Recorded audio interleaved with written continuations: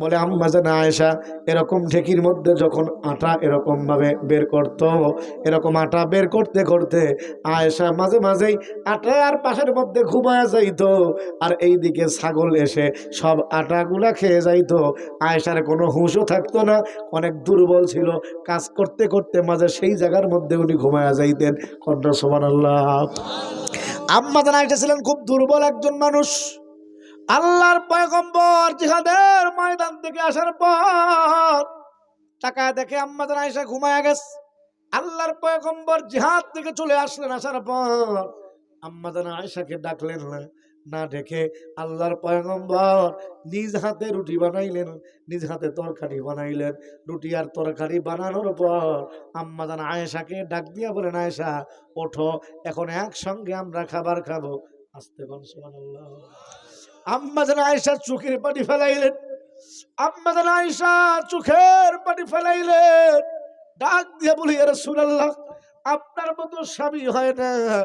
আপনি যুদ্ধের ময়দান থেকে, ও পয়গম্বর, এত ক্লান্ত অবস্থায় যুদ্ধের ময়দান থেকে চলে আসলেন, এখন আপনি আমাকে আয়েশাকে ডাকলেও তো পারতেন, আমি আয়েশাকে আপনি ডাকলেও তো পারতেন, কিন্তু পয়গম্বর আয়েশাকে আপনি ডাকলেন না। এত কষ্ট করে আসার পর আপনি নিজ হাতে রুটি বানাইলেন, এরকম ভাবে তরকারি বানাইলেন, তারপরে আমি আয়েশাকে আপনি ডাকলেন। পয়গম্বর আপনি এত কষ্ট করে কি জন্য আপনি রান্না বান্না করতে গেলেন? আমার পয়গম্বর ডাক দিয়া বলে, আয়েশা তুমি শুধুমাত্র আমাকে রান্না করে খাওয়াইবা, আমি স্বামী হিসাবে একদিনও কি আমার দায়িত্বে পড়ে না আমি তোমাকে একদিন রান্না করে খাওয়াবো? এই জন্য আয়েশা তুমি আমার দিকে তাকাবা, আমিও তোমার দিকে তাকাবো, স্বামী স্ত্রীর দিকে তাকাবে, স্ত্রী স্বামীর দিকে তাকাবে। ও মুসলমান, কোন রকমের ঝগড়াঝাটি হবে না। কথা কোন ঠিক কিনা? শুধুমাত্র পুরুষেরা যদি মনে চায় আমরা যদি মহিলাদের থেকে খেদমতেই নিব, এটা কর সেটা কর, যখন যা মনে চাইবে তখন তাই করে নিব, কিন্তু স্ত্রীর দিকে কোনো আমরা লক্ষ্য করব না। বলে যে না না মুসলমান, এভাবে সংসারের মধ্যে শান্তি আসতে পারে না। সংসারের মধ্যে শান্তি যদি আনতে চাও তাহলে স্ত্রী স্বামীর দিকে লক্ষ্য করতে হবে, স্বামী স্ত্রীর দিকে লক্ষ্য করতে হবে। স্বামী স্ত্রীর মধ্যে মহব্বত আর ভালোবাসা যত সৃষ্টি হবে, মহান আল্লাহ পাক রব্বুল আলামিন খুশি হয়ে যাবে। কন্যা সুবহানাল্লাহ। এই জন্য আমার ভাইয়েরা, ওই জান্নাতুল ফেরদাউসের কথা বলছিলাম, এই জান্নাতুল ফেরদাউস যদি আমরা পাইতে চাই তাহলে আমাদের আমল করা লাগবে দুইটা। একটা হলো ঈমান, যেটা আমাদের আছে, আল্লাহর কাছে দোয়া করছি ঈমান নিয়ে যেন কবর পর্যন্ত যাইতে পারি, আল্লাহ পাক তৌফিক দান করেন, বলেন আমিন। দুই নম্বর হলো নেকামল। ও মুসলমান, নেকামল বলতে কি বুঝায় জোরে বলেন তো? আল্লাহ পাক রব্বুল আমিন যে আমাদের উপর ফরজ বিধানগুলো দিয়েছেন, আল্লাহ পাক কিন্তু আমাদের উপর অনেক আসান করেছেন।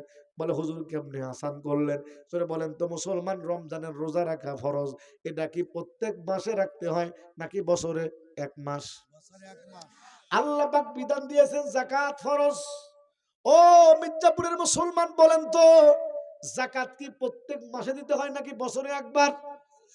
তাও সবাই না, আল্লাহ পাক যাকে টাকা দিয়েছে সে যাকাত দিবে, যার টাকা পয়সা নাই তার যাকাত দেওয়ারও দরকার নাই। কথা বলেন ঠিক কিনা? জোরে বলেন তো। হজ আল্লাহ পাকের পক্ষ থেকে ফরজ, বলেন তো এটা কি প্রত্যেক মাসেই ফরজ, প্রত্যেক বছরই ফরজ, নাকি জীবনে একবার ফরজ? বলে জীবনে একবার ফরজ, তাও সবার জন্য না। আল্লাহ পাক যাকে টাকা দিয়েছে তার জন্য ফরজ, আপনার টাকা নাই আপনার জন্য হজ ফরজ না। কথা বলেন ঠিক কিনা? তাহলে ইসলামের ভিত্তি যে পাঁচটা আছে তার মধ্যে একটা গেল রোজা, এটা প্রত্যেক মাসে নয়, এটা বছরে শুধুমাত্র এক মাস। ইসলামের আর একটা ভিত্তি হলো যাকাত, বলে এটা প্রত্যেক মাসে নয়, এটা এক বছর পর হিসাব করে দিতে হয়। ইসলামের আর একটা ভিত্তি হলো হজ, এটাও সব সময় নয়, জীবনে একবার আদায় করতে হয়। কিন্তু মুসলমান, ইসলামের আর একটা ভিত্তি হলো যার নাম হলো নামাজ। যদি বলেন তো নামাজ কি মাসে একদিন নাকি প্রত্যেক দিন পাঁচবার? ও মুসলমান, আল্লাহ পাক বলে ওই জান্নাতুল ফেরদাউস যদি পাইতে চাও আমিনুস সলিহাত নেক আমল করো। মা বোনদেরকে বলি, এ পর্দার অন্তরের মা, এলাকার যুবক ভাই বৃদ্ধ বাবাজিরা, আল্লাহ পাক অন্যান্য আমল তো আমাদের জন্য হালকা করে দিয়েছেন। যাকাত হালকা হয়ে গেল, হজ হালকা হয়ে গেল, রোজা হালকা হয়ে গেল, এগুলি বছরে বছরে একবার করলে হয়। কিন্তু আল্লাহ শুধুমাত্র কেবলমাত্র একটা বিধান দিলেন, যেই বিধানটার নাম হলো নামাজ।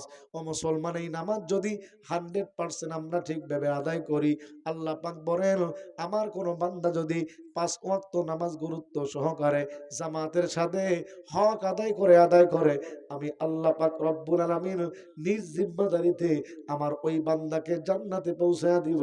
জোরে কন্যা সুবহানাল্লাহ। এজন্য নামাজ পড়ার দরকার আছে না নাই? আল্লাহর পয়গম্বর বললেন মান তারাকা সালাতা হাত্তা মাজা ওয়াক্তুহা সুম্মা কাযা উযবা ফিল নারি হুকমা ওয়াল হুকমা 80 সানা ওয়াস সানাতু 360 ইয়াউমিন কুল্লু মিকদারুহু 50 আলফ সানা। আল্লাহর পয়গম্বর বলে কেউ যদি এক ওয়াক্ত নামাজকে ছেড়ে দেয়, তাহলে তাকে 2,88,00,000 বছর জাহান্নামের আগুনে জ্বলতে হবে। আস্তে কর নাউজুবিল্লাহ। এক ওয়াক্ত নামাজ ছাড়লে যদি, ও মুসলমান, 2,88,00,000 বছর জাহান্নামে চলতে হয়, তাহলে আপনি আর আমি জিন্দেগীর মধ্যে কত নামাজ ছেড়ে দিয়েছি। এজন্য একটাই মাত্র পথ, আল্লাহর কাছে তওবা করা। পয়গম্বর বলেন আত্তাইবু মিনাজ যামবি কামান লা যামবালা, যে আল্লাহর কাছে খাঁটি তওবা করে তার জীবনের মধ্যে কোনো গুনাহ থাকে না। জিন্দেগিতে এত নামাজ কাজা করলাম, একটাই মাত্র বাঁচার পথ, সেটা হলো খাঁটি তওবা করা। আল্লাহর কোনো বান্দা যদি খাঁটি তওবা করতে পারে, তাহলে পিছনের সমস্ত গুনাহগুলাকে আল্লাহ পাক রব্বুল আলামিন মাফ করে দিবেন।